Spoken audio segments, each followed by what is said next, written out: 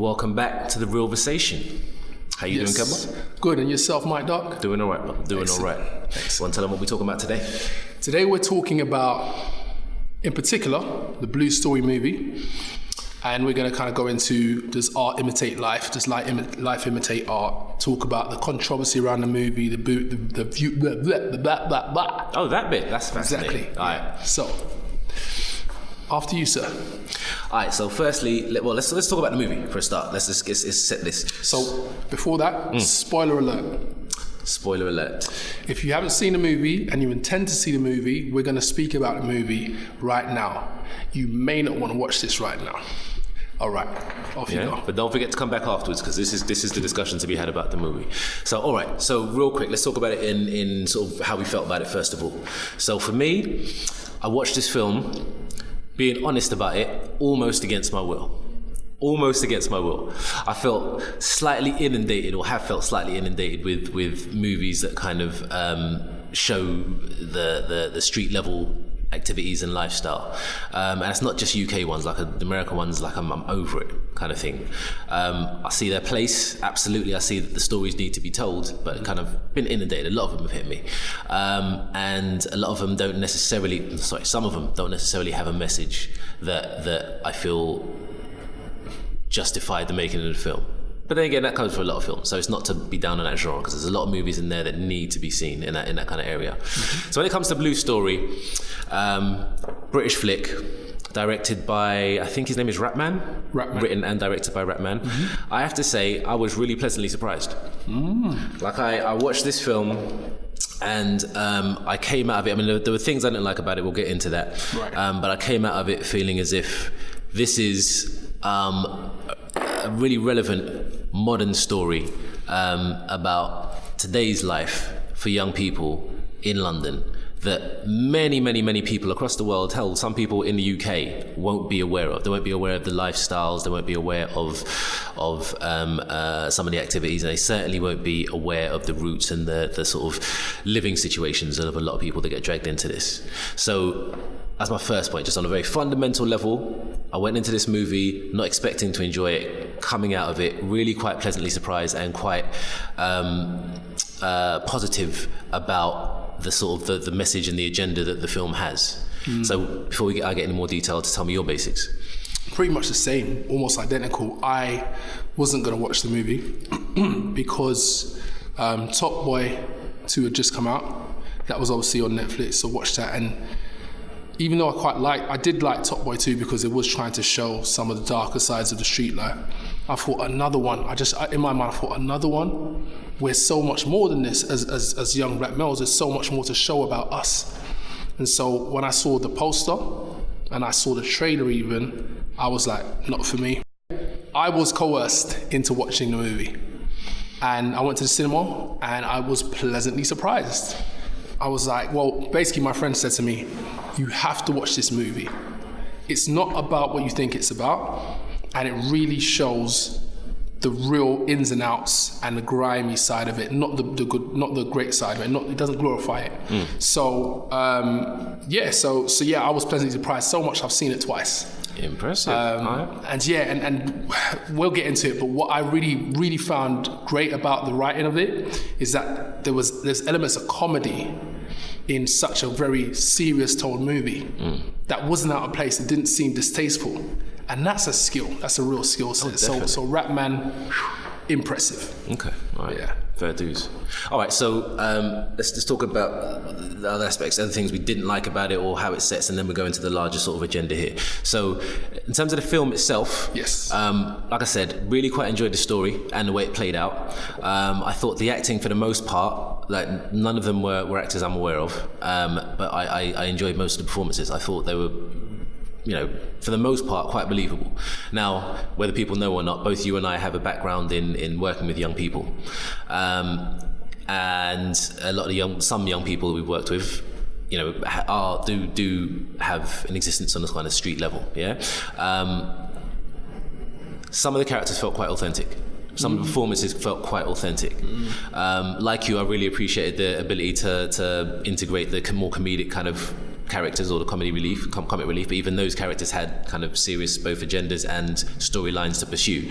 But there were some good comic moments, some moments of levity in there amongst really what's a very serious subject. Yeah, indeed. So just like you, I'm quite impressed by that. Indeed, I mean, what it was is there's characters that we all recognize in our life. Yeah. You know, people with high-pitched voices that they don't realize they're funny, but they're just funny. So yeah, no, it was awesome. It was awesome. I mean, going a bit deeper in,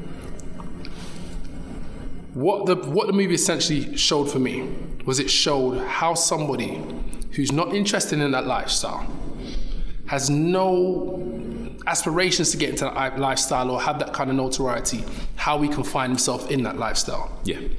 And that really is something that I probably was unaware of as a youth worker for so many years. But how do you get into that? Like, how do you know what I mean? And that really showed how you can get into it. And I guess I'm hoping, you know, that the viewing public were empathetic to his situation, and without having to spoil it too much, why he would be seeking revenge and why he wouldn't want to let it go. What it didn't do, I mean, you can only do so much in a movie, so not to downplay it. What it didn't do is give a pre-story to how Peckham and Ghetto or Blue Borough actually started beefing. There was a dialogue in the movie where the guy said, one of the main actors says, "Why do Peckham beef Ghetto?" or something like that. And the guy said, "I don't know, because they're pagans." But that there alone is, I don't know. It's like, where did this all start? You know, they're literally right next to one another. So if we know about probably the most famous, notorious gangs are the Bloods and Crips. So we know a history of how that started. There's an actual history, and it's very, very well documented. Do we know a history of Peckham versus Ghetto? And Ghetto being like Deptford, Lewisham area, from what I understand, which they call a Blue Borough. So that would have been great to know. I don't know if there's going to be some kind of thing to come out after it, a documentary or whatever, because maybe if we understand how it started, we can realize that's actually foolishness. Right? Let's leave that. But obviously, that's easy for us to say as grown men. It didn't have too much of the parental aspect of it, because normally we will have like a community coming around, parents coming around and saying this got to stop. So that wasn't too much into it. But as I said, there's only so much you can show. Yeah. You know, I really love the dynamic between the brothers. I mean, like the older brother who was head of the Peckham gang and one of the stars, and how he was trying to bring him in. And then you get to find out at the end of the movie that the older Peckham youth, it was his older cousin that brought him in. So this is a family thing. It's a lineage, yeah. It's a lineage thing. And so you see now the youth, I can't remember, was it Bricker they called him at the end, yeah? It's almost like he didn't have a choice. That was the life he was destined to come in. He would get back to destiny. So it really is a web of different narratives that show, like, okay, this is how this thing actually happens. For me, it humanizes the youths, because I really feel they get a really bad rap by the media, which we're going to talk about with these incidents in the cinema and the banning of it and how media's portrayed it. So yeah. I mean, nothing really much more to say about the movie, except just from a technical point of view, just because I'm a film snob to some extent. Like, you know, I love movies. There's aspects of the film I didn't like, but I think those things are totally understandable in terms of the fact that, as far as I know, this is his first major production. Yeah. He's had some short films before that. Yeah, on YouTube. That's how he got his. That's how he started. Yeah. So I felt it was really quite impressive. I didn't like the way he kind of tied things together with the sort of the rap kind of monologue that he was doing throughout at certain points. I didn't love that.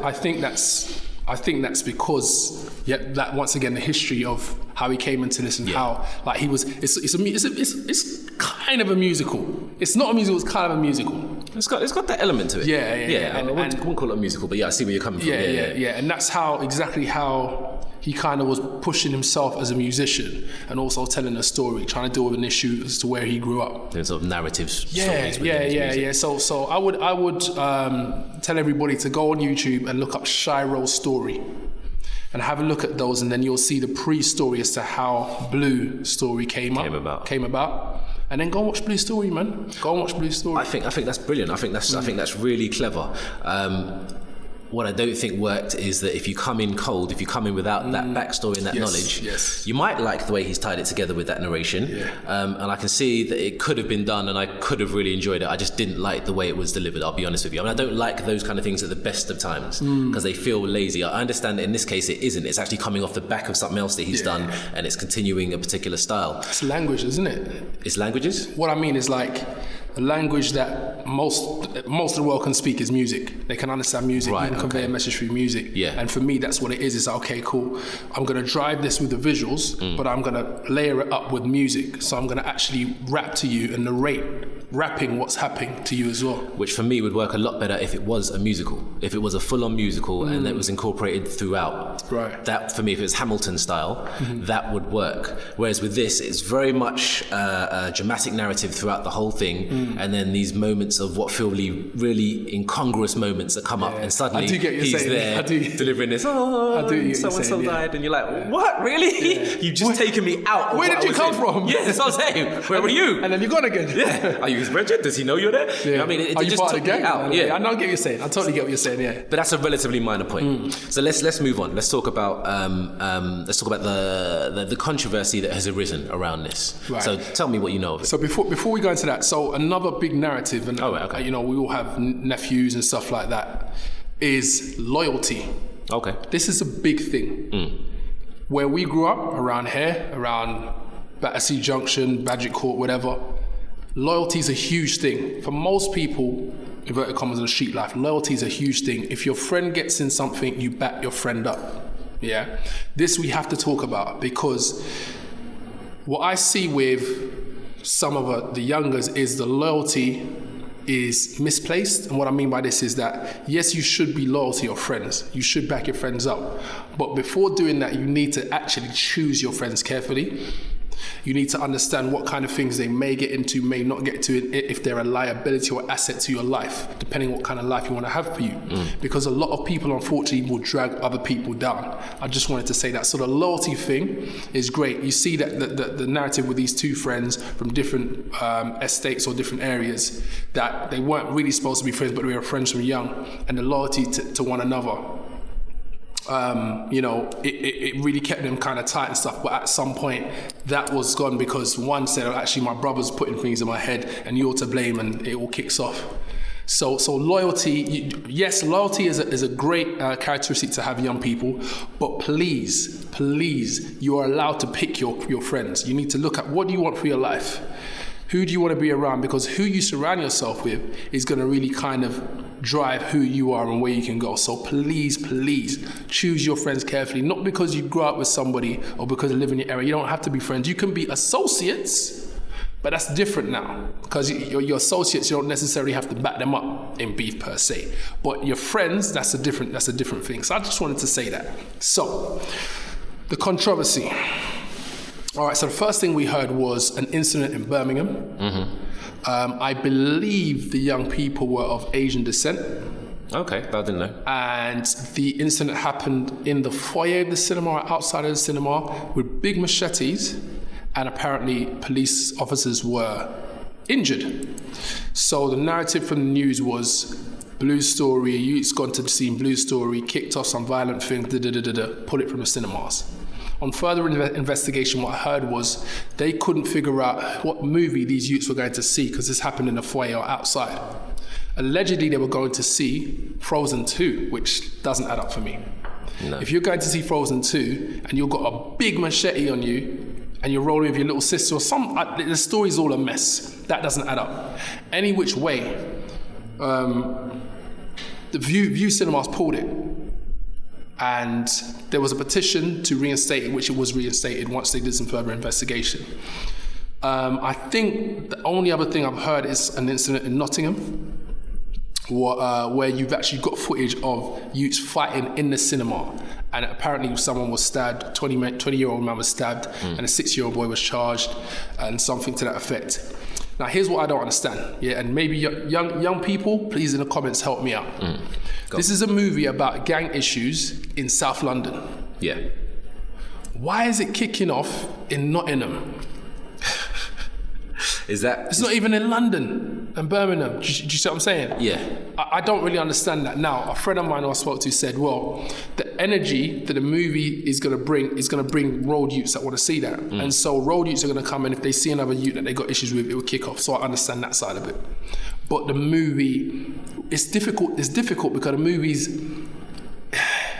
it's not about violence. Is violence in the movie? Yes. Is the movie graphic? Yes. But it's not about the violence. It's about how the situation happens, what's going on, and the usual outcomes of people in that lifestyle. And obviously the friendship that they say it's a love story. So it's a love story between the two friends, like a bromance. And so I would just say this. See it for yourself, and listen. Not just about Blue Story, any movie, anything like that. See it for yourself. Make your own decision. Everybody wants to be a journalist now with this phone. Everybody's a journalist. Everybody knows this and everybody knows that. And do you know what's ridiculous? I've been watching I attempted to start to watch some podcasts that spoke about this. And the first thing that the host said, I have to admit I haven't seen the movie. The next thing I did, click next channel. How are you going to talk about something you haven't seen? Like, come on, man, guys, be professional. And ladies, be professional. Go on, you want to say something? I see something on your chest. Say it with your chest. Say it with your chest. All I'll say to that last point you just made, because prior to that, I pretty much agree. That last point, I hear what you're saying, and I hear why that kind of thing would put you right off. That said, we're in a world where the news cycle is like that. It's a constantly ticking thing. When something is in a news cycle, someone wants to jump on it and have a commentary on it. I agree with you. They want to get traffic. They want to get the traffic. And I agree with you that, like, I myself also would tend towards switching off if the same thing came up. Like, you haven't seen it. What's your opinion worth? Having said that, your opinion might be just on the larger thing around it. It might be the fact that there's been violence associated with it, and you might have an opinion on that and how that works. As long as you don't then try and relate that back to the movie in terms of either a blame game or a straight association game. Even association I get, because if you're buying reports, and I'm not saying whether I buy them or not, but if you're buying into the idea that the violence was purely around the movie, then there's still something to talk about whether you've seen the movie or not, because it's not about you analysing the movie, it's about analysing the actions around it and the things that have come out of it, and the idea that, which is what I want to get onto, one of the things I want to get onto, of whether or not violence, or any significant real world actions comes out of media, out of movies or music, which is a thing that's always been associated with that as well. But I hear what you're saying, because it would put me off as well. But I do understand it. I understand where some people are coming from. But yeah, okay, so in terms of the controversy itself, listen, I heard reporting that there were 25 incidents. The one cinema chain, I don't know, it was a View. So is it only View that pulled it? Or the Cineworld? I have Cineworld was the first one, and Cineworld. Right, okay. So I think Cineworld are reporting that there have been 25 incidents across their chains. Right. Which got kicked up to higher management kind of thing, and which sparked issues for them. I'll keep it real. If that's the case, I understand that. From a pure business use case, there's just no arguing with that. I mean, there've been incidents where there's been one shooting at a certain film and a film gets pulled. Is this Blue Story? No, not Blue Story. So famously, I think this happened with a cinema in, I think it was in New York, when the Batman, the Dark Knight I heard about came that. out. Yeah. And they tied it in with the portrayal of the Joker and all that kind of stuff. But I mean, this is something that's been going on for a very, very long time. There's a long history of censorship around movies because of content and stuff, and that bothers me. Like you said, Blue Story is not about violence. Has violence in it, like you said, but it's about relationships. It's about what every single movie ever made is about. It's about relationships. And how they cross and interweave, and you've got the familiar relationships, you've got the friendships, and you've got the romantic relationship, and how these things intersect and the issues around them then cause those things to have conflicts with each other, and the explosion of that. And that's the one thing that's something I really liked about the movie. I thought that was effective. It showed that interweaving really well. So one thing that people should really remember and realise, though, because a lot of what gets reported, unfortunately, because we live in a kind of Daily Mirror culture, is that it's street youths and the word black, whether it's said, which it often is, or whether it's implied, is all around that. So it's this concept that, you know, these black kids get together and it's all they do is violence, and then this movie comes out about the lifestyles and it's more violence erupting. I just want to remind people that if we go back to 1960, Jesus, was it 1964, I think, when Rock Around the Clock, I think the movie's called, came out, and the Teddy Boys did a very similar thing. The Birmingham Teddy Boys? I don't know, Teddy Boys were across the country. Across the country. I mean, it's just like a movement like the Mods or the Rockers. There's a gang, is it Burger Boys? It's a gang in Birmingham. Anyway, sorry, go ahead. Yeah, I don't know anything about that. It's your lifestyle, homie. I can't speak to that. I'm just saying, bro. I'm clean as a whistle, man. I don't know about that. Well, all I'm saying is there's been a history of this, and it's happened multiple times throughout history. So please, people, let's not do this whole jumping on the sort of black street kids, lowest form of life, this is what they do bandwagon.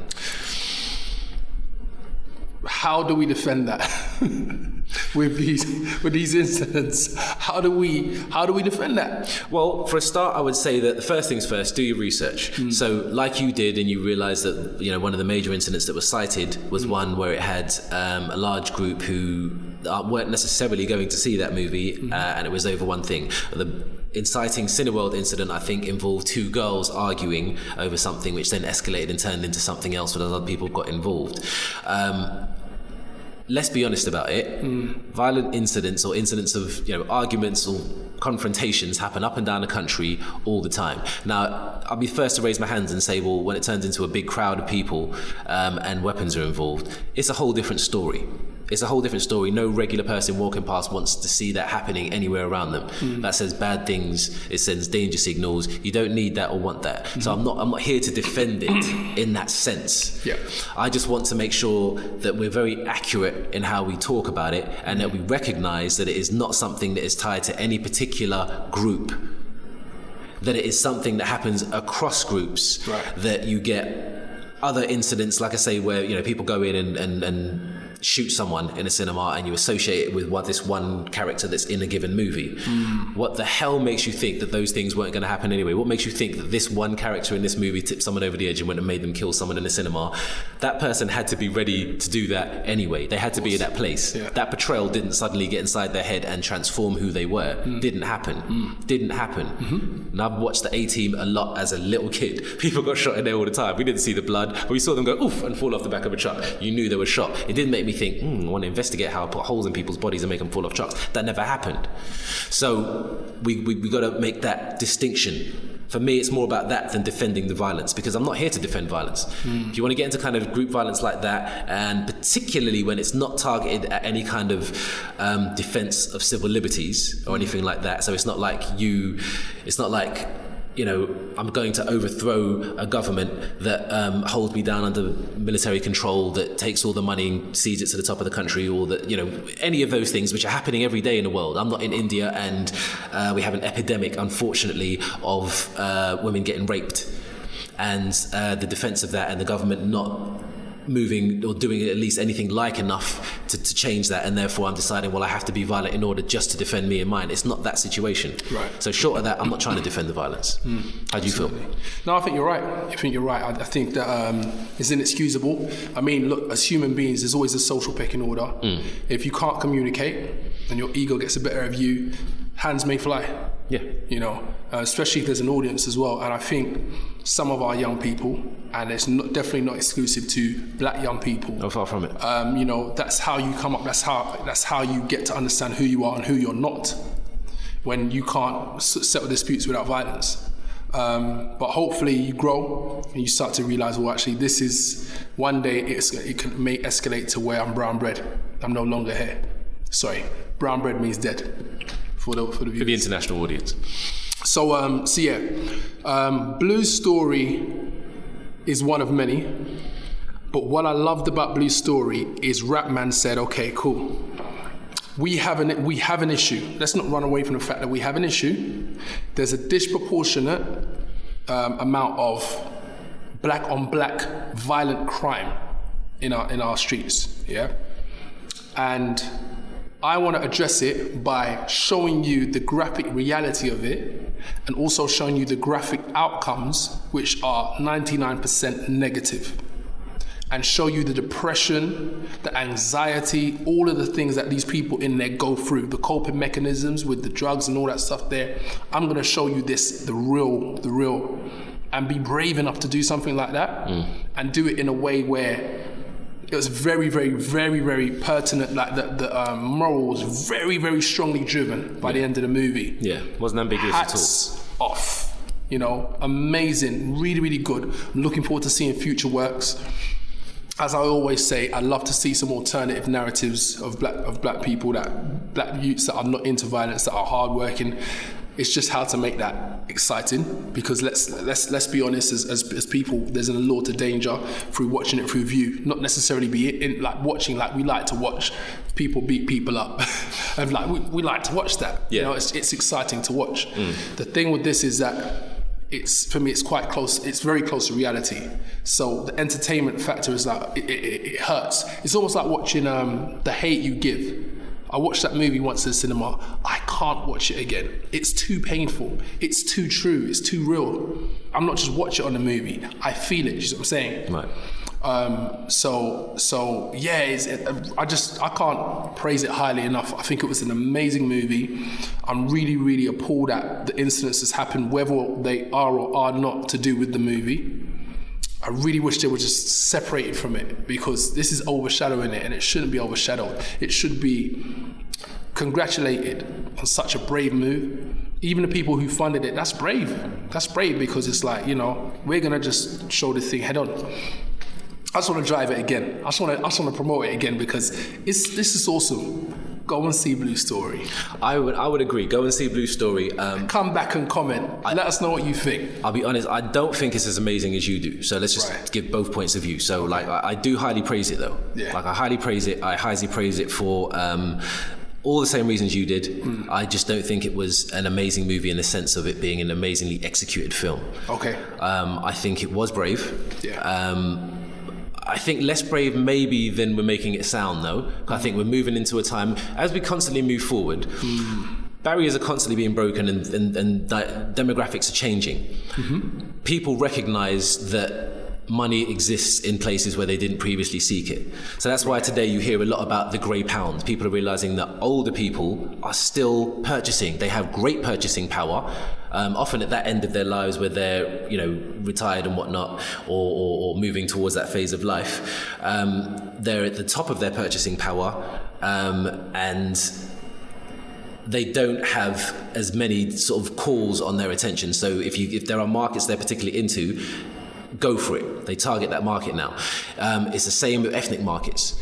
Like we're in a phase now where once upon a time, if I saw a beauty product on TV, inevitably it's a beauty product for white people, right? And that's because we're in a country where that is the majority of the people. And you didn't see shades and tones. And, you know, I have sisters and cousins and have had girlfriends, and they've all complained how far afield they've had to go to get skin tone makeup that works for them. Now we're in a different place. Now we're in a place where either makeup that is across the board and they show models from different ethnicities and they're showing the different shades, or things that are targeted at ethnic minorities. Those products are available and being advertised openly.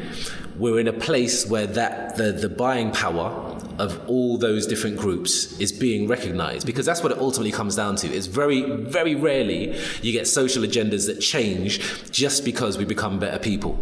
Okay. Yeah, because every era in time you had angels and demons inside of us, and both of them were in us, right? It's not because we become better people necessarily, it's because we become more stable and recognize where the money is. I'll be honest with you, it almost always follows the money. It doesn't make it a bad thing, because if it means that there's more recognition, there's more openness towards products and different markets, that's always a positive thing.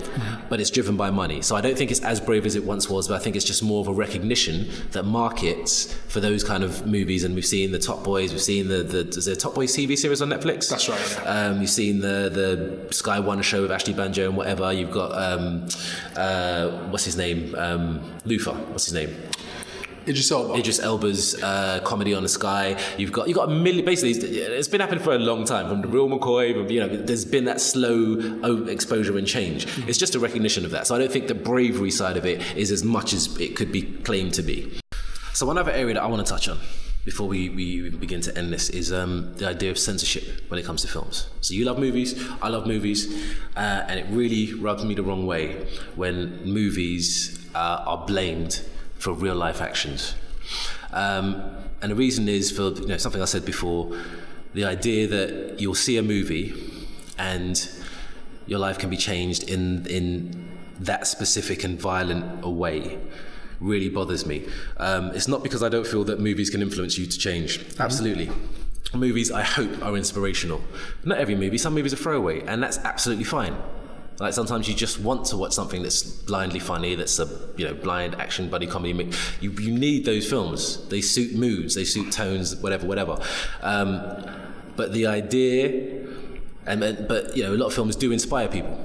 So you can be inspired to go off and change your life and do different things, to look at aspects of the world in different way. It can open your eyes up to incidents in the world that you had no idea about. Even if it's got a Hollywood gloss on it, you have an idea of it, and maybe it gets you interested enough to go and look into things. But the idea that it can make you pick up a gun and go and shoot random people, for me, that's just overlooking really obvious things. Like, your average person doesn't shoot people for a real straightforward reason: empathy. We understand pain. We don't want to put something that we would feel like that onto someone else for the most part. Now, there's lots of people who stand outside of that for various reasons. But those people already stood there. Their lives and all the twists and turns that they've taken have taken them on a journey and put them in that particular place. Now, you might see a movie and it might give you an idea of how to do a given thing, or you might say, oh, I'm going to do this because of something I saw here. But don't get it twisted. It's something that you were likely to do anyway. So it really bugs me when we blame movies for violence. Now, this particular situation is a little bit different because we're looking at violence that's around cinemas, showing this movie around groups of people who are represented in that film. So that then makes it more of an interesting question than usual. So I don't want to just slam it straight away and say, oh, you're just trying to censor it. I'm not trying to do that. But like you said earlier, I think it always bears deeper investigation. And I think, if anything, it's actually drawing a bigger spotlight to what the movie's trying to put a spotlight on anyway. Yeah, you could say that. What are your feelings in that area in terms of censorship around it? I think for the most part I agree with you. I think that you are speaking from a perspective of privilege, and when I say privilege, as being a well-balanced adult, emotionally balanced adult with a mind that's in a certain place. Right. There are many adults that are walking around with invisible disabilities up here. Yeah. And then remember now, we're talking, this particular movie, we're talking about a younger generation. They call it Generation Z or millennials, I don't know where we are now. There's so many terms. Yeah. And so the expectation sometimes we have as adults, we almost almost say, you know what, you should be thinking on the same level as of reason that I am thinking, and that's just not always the case, so whereas we can watch something and not be influenced by it to go and do something, it's just not the case of everybody. So I think that blaming a movie for that, I would have to watch the movie, and I go back to watching the movie, being informed, watch the movie. Is that movie promoting that? Because we're talking about Blue Story, is Blue Story saying it's great to be a roadman?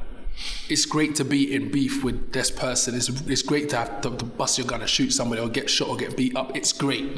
Is that what they're showing? Absolutely not. Now, if the movie is promoting that and promoting it as great, and which many movies do, blockbuster movies do. The victor, the hero, is the guy that shoots everybody and runs off with the girl and the money at the end. Yeah. Then I'm in a great area where it is, because it's like, yes, absolutely, we shouldn't blame the art for the way a person behaves, because as you say, that person has to have a predisposition to behave that way in the first place. Yeah. But I think there's some responsibility, just like music. I think there's some onus on a musician to, and this is controversial, to be responsible of what they put out. Now, we're talking about hip hop. With a lot of artists, they've been blamed for certain things, and what they will come up with, listen, I'm not a role model, I'm an artist, I'm expressing life and how I go through it. That's fine. And we know as youth workers, you can express something, you can tell your story in a way that you're not glorifying the negativity. So tell your story, but don't say, it's, I'll shoot you, I'll shoot the engineer, I'll shoot my producer, I'll shoot everything out here, come on, a bad man. You know what I mean? Yeah. Like, be responsible, especially if you understand that your demographic is a younger demographic or an easily influenced demographic. So I think it's not as clear cut as what you said, but I do understand what you're saying. To be honest, I hear you. So there's edges to what you said that make me want to qualify certain statements, but I also don't. And the reason I say that is because I very much believe that art has to be recognized as having its own pedals. It's like comedy. A lot of people get upset when comedians say certain things. Especially nowadays. Yeah, very reactionary kind of scenario and environment. So for me, you have to kind of recognize, from the way I look at it, you have to recognize that comedians have to be given the space to be able to say what they want to say so that they can find the funny in almost anything. Okay. There's very, very little that you can't find the funny in. Don't get me wrong, there are things that individuals and or groups, I say groups, the things that individuals will not be able to find funny. If a comedian makes a rape joke and someone sitting in that audience is a victim of rape, or has been a victim of rape at some point in their lives, there's a good chance that they won't see the humor in that. Yeah, absolutely. Having said that, it doesn't mean that there's nothing intrinsically funny in the thing that comedian said. Obviously, it depends very much on what they said and how they said it. Some things aren't funny, but that's a bad comedian. If you can find a thing within it that is funny and that doesn't take the power away from the victim in a given situation, you can find humor in almost anything that doesn't then hero worship the evildoer. Do you see what I'm saying? If someone made a rape joke and there's a way to view it as funny, but at the end of it sits there making the rapist look like a hero or something like that. I fundamentally disagree with you. Go on. Because unless I am that person who is being the butt of the jokes, for want of a better term, I can't speak on whether or not it's appropriate, whether or not it's funny. That makes no sense. All right, so let me explain to you. So if there's a joke about black people this or black people that, then as a black person, I can decide, or I have the right to decide whether that's funny, whether that's appropriate, whether that's not. Especially if the person telling the joke is not black, then I can decide that's acceptable, that's not. I can decide that. But other people who are not black cannot decide that. That's how I feel. That makes no sense. It makes sense to me. No, I get it, but you need to give more behind that, because at the end of the day, how do you become the? If you say, as a black person in the room, and I'm the only, if you say you're the only person, like the same scenario you just gave me, you're the black person in the room, it's a room of other ethnicities, and none of them has the right to say whether it's funny. Right. That for me is a nonsensical statement. You can say none of them has the right to say that that's not going to affect anyone negatively. None of them does have that right, because they're not sitting in everybody else's shoes. They can't sit there and say, well, no, that joke's fine for everybody. You can't do that. That's stupid. You can't say that none of them has the right to say whether or not it's funny, because funny is subjective. Yeah, that's right. So that's a nonsensical argument. A joke can be made as funny. I've sat there and I've heard there's a dude, Roy Chubby Brown, right? He's not a particularly nice guy from what I could tell, right? And he does seem to be a thundering racist, or at least that's the audience he plays to. And he plays a kind of like seaside town type vibe. That's the kind of vibe he has. But he's well known from a long time ago. It's probably a lot of older people still buying his videos. Now I've got one friend, black dude, odd black dude, really loves Roy Chubby Brown. I ended up sitting down and watching one of his stand-ups. And some of his stuff, messed up as hell, made me laugh. Yeah. Like, I was in a place, now I'm not saying that everybody's in a place where they can sit down and have got the humor out of it. I'm glad you said that. You're in a place. Yeah, no, this is what I'm saying to you. I'm not telling you that, because nothing is universally funny. Yeah. Nothing is universally funny, nothing is universally good, nothing is universally... Okay, I won't say nothing's universally bad. That's arguable. But at the end of the day, you can't say that, you can't see that as funny, you can't see this particular piece of art, whatever it is, and see it as beautiful. Let me be clear. Are you saying that there should be no boundaries to what people say or what people do or put out as art? Are you saying that there should be no boundaries and everybody should stop being sensitive? Is that what you're saying? No, I'm saying in an ideal world, I would like a situation like that. Are we in an ideal world? No. Can I finish the sentence? Then we'll get there. You can't. I would have self-answered that one. But we are unfortunately not in an ideal world. Right. So it's not a situation where anyone can say anything at any time. Having said that, I want to be in a situation where people can look at something make a decision whether it's for them or not, and then go towards it or walk away from it. And the only time I think there's an exception to that is when the content is inciting violence and or hatred. For me, what it sounds like is you're basing that on people being of sound mind, which brings us back to the ideal world. We don't live in an ideal world, and not all people are of sound mind. And what does that have to do with it? What it has to do with it is, if you're of sound mind, you could say, do you know what? Okay, that was a joke. They're there in the capacity of a comedian, so I'm not going to take that seriously. Yeah, but you have to be able to make that distinction and be in sound mind. So are you saying that everything that you say has to take that into consideration and therefore you should say nothing that anybody could possibly, in any of the myriad mind states that exist, either take offense to or go off and do something based on? Is that what you're saying? If there's even a slight possibility of that, don't speak. Is that what you're saying? Break that down to me again, because you went somewhere You're else. saying that it's about, you have to recognize whether people are of sound, recognize that not everyone's of sound mind, so therefore you've got to limit yourself based on that and how people might react to that. Oh, what are you saying? No, what I'm saying is that I think some consideration should be had. I don't think, what's a good example? Right, you can't crack a joke about the Holocaust. You can. Of course you can. But there's many people have made funny ones. There's consequences. Yes, there will be. Because they have economic power.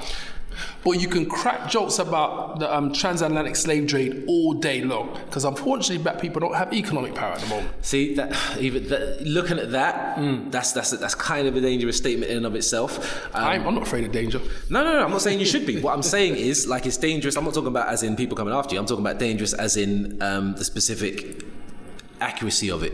Okay. Right? Because let's for a start, Jews obviously it's blanket. Do not have economic power. There are some Jews who are very, very, very, very rich and have very strong economic, they stand upon economic towers, if you like. Yeah. There's some people from many different groups that hold that. Did you just say, did you say Jews do not have economic power? But there are some Jews that have a vast amount of economic power. Yes, absolutely, because the one is a blanket statement. Okay. They have the power. So we're being pedantic. No, we're not being pedantic, we're being specific, and it makes a big difference. Because if I say black people are this... Obviously it's blanket. There's always an exception to the rule. But the point I'm saying it's not about an exception, it's about there's more of the exception. There's more Jews who are just regular folk than there are the few of them that are incredibly rich. The incredibly rich are called the 1% for a reason. It's never the majority. You won't gather all the Jews in Israel, in England. Okay, so let me ask you this: if the 1% or whoever, if there are a small percentage of Jewish people who are incredibly rich and run the world through money, yeah? Well, they don't run the world. Okay. They don't. Okay, cool. They have influence in how the world is run. Absolutely, just like all the other rich people. Does it not stand to reason that they're going to do something for their interest and for their faith? It really depends, because if you think that 1%ers are likely to look at you on Saturday Night Live telling a Jewish joke and suddenly decide to blackball you from the industry, I think I think you're looking at it in a very upside down way. I think you're putting in... They're not concerned with that. One, I don't think that's their concern at all, because again, at that level, I don't think it's got anything to do with ethnicity and class. All of that stuff is for... It's green. It's for other people to fight over. Yeah. It's to keep the masses blinded. That's not their concern. Now, like, they might have natural biases. They will have natural biases. They're human beings, but that's not their concern. Secondly, they look at money first. So if you're a comedian who sells out stage shows and you got someone Are you familiar with the Jewish faith? As much so as I am as any faith, yeah. I mean, I don't know it comprehensively, but from my understanding is there's very, very, very strict rules and regulations on how they should conduct themselves. Yeah, as in most faiths.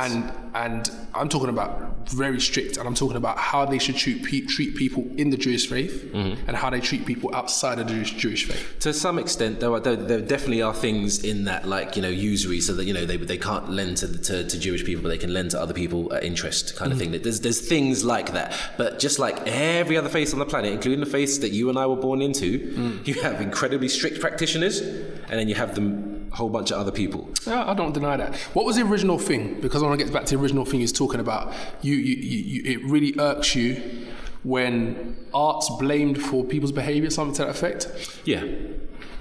And I was saying, I agree somewhat, but I think that some of the art have to take some responsibility depending on how it's portrayed. Do you disagree with that? Not if that's how you phrase it, because that's not how it came across before. If you're gonna say people need to take responsibility for their actions, Right, Scarface.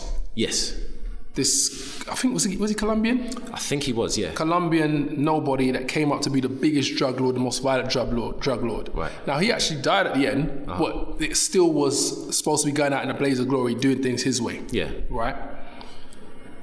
Apparently, there's a lot of drug dealers around the world that say that really influenced them to go and get this money through drugs. Now, I know what I'm trying to say, but I'm doing a poor job of it. You better tighten up. There's cameras on you right now. You better get better. I think, once again, it really boils down to this for me. And I always say this to everybody.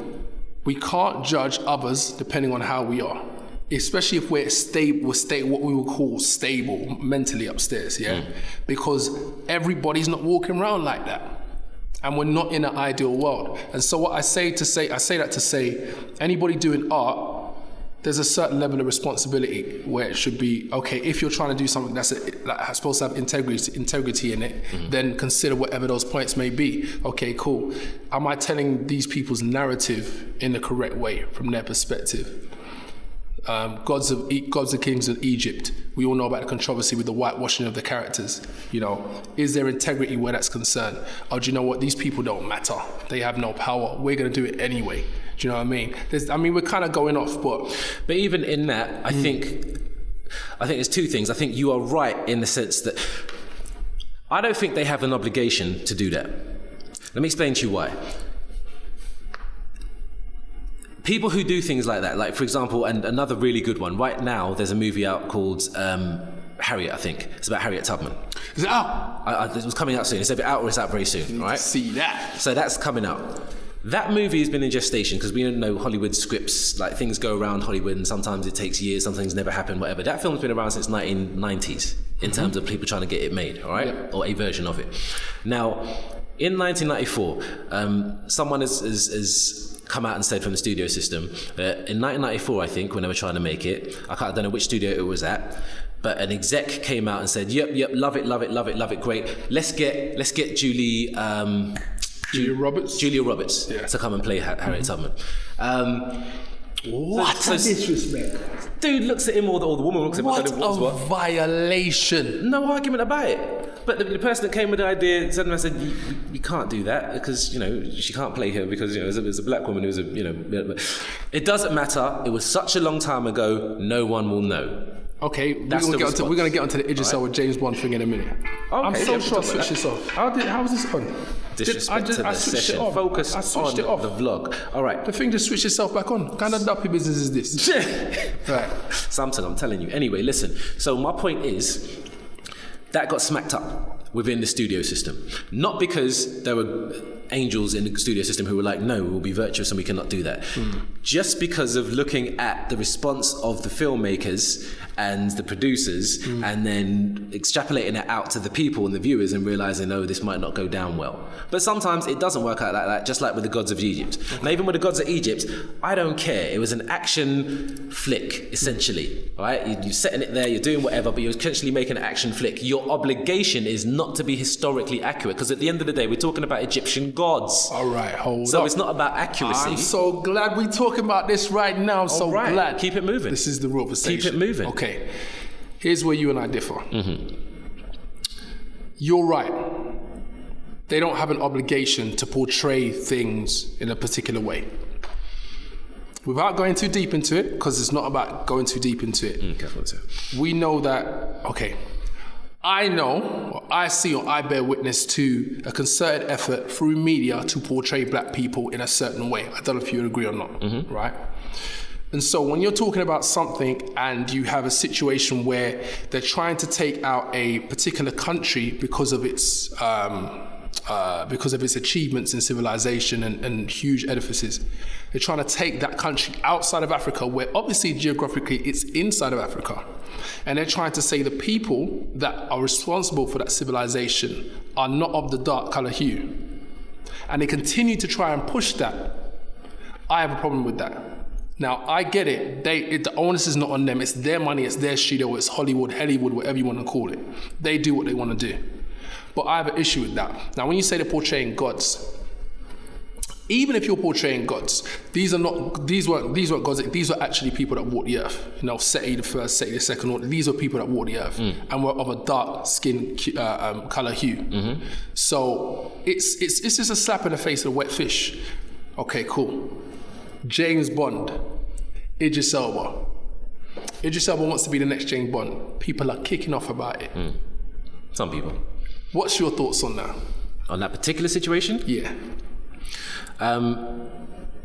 People are stupid. Okay, cool. That makes it easy. I don't believe he should be. Oh, in that case, I will have some responses. So go for it. Tell me. I don't believe he should be. Tell me why.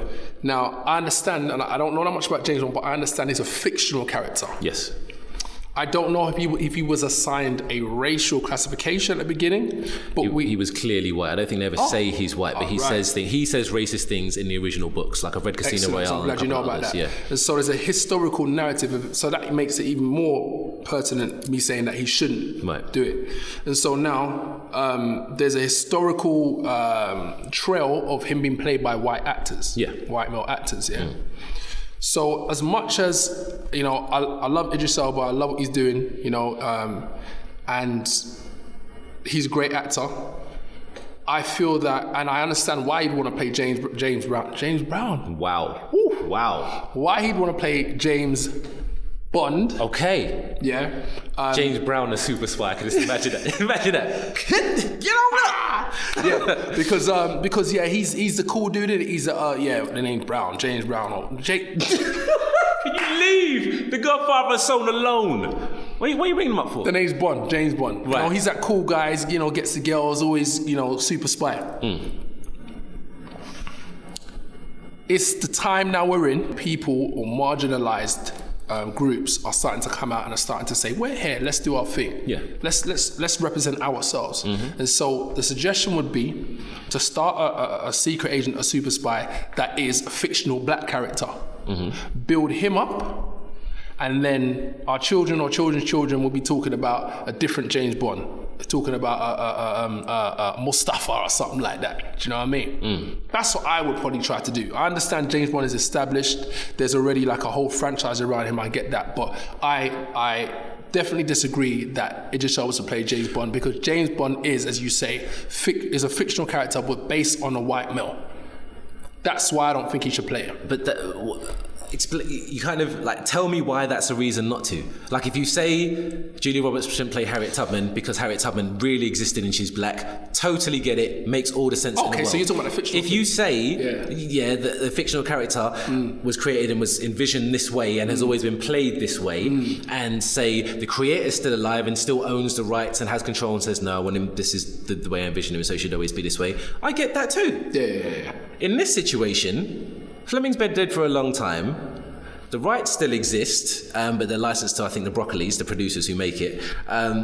If they decide, we're going to flip it and bounce it, for me, it's totally fine. And the reason being, and I'm kind of taking this, so I'm going to borrow this and I'm going to I'm going to shout out John Campea, all right, on YouTube, who's kind of laid out this philosophy. It's a philosophy I already had, but he put it into words that kind of felt, no, I relate to that. That's the way it works. Okay.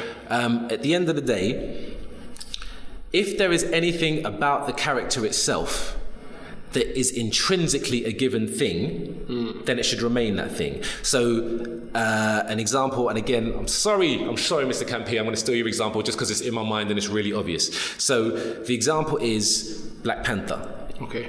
Black Panther is a character who is not just called Black Panther, but he is the king of an African nation, and he is a Nubian king of an African nation. All right. So everything about him is intrinsically a particular color. That makes sense. Yeah. So you could change his height, his weight, his this, that, and the other. I see where you're going. But it's intrinsically that character. I see where you're going. There's nothing intrinsic about James Bond. And sorry, one last thing. Yes. James Bond, just because this example we're given, even within the mythology of James Bond that's been brought about by the movies, less so by the books, but certainly by the movies, they've played with the idea that 007 is a code name. And James Bond 007 is a code.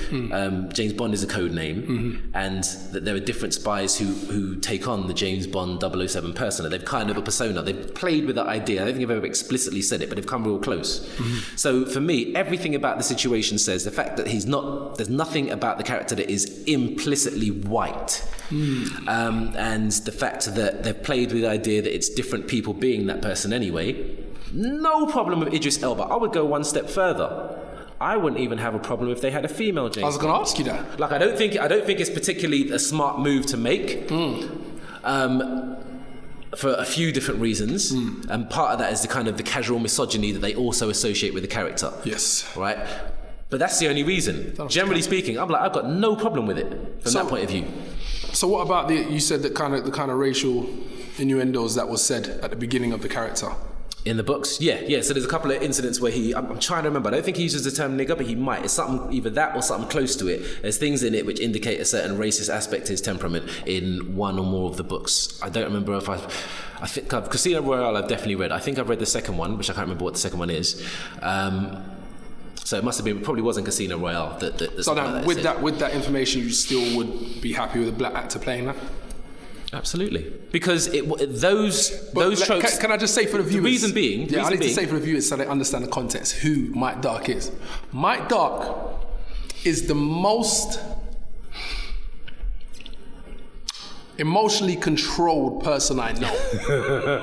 Emotionally intelligent, like nothing phases this guy. Like he gets excited about something, but like you can't phase him. And this is why he's so nonchalant about these things, because whereas I can be quite opinionated about certain things, but like, no, this is not right. You be like, oh, it doesn't matter in the grand scheme of things. And you're right, Mr. Egalitarian.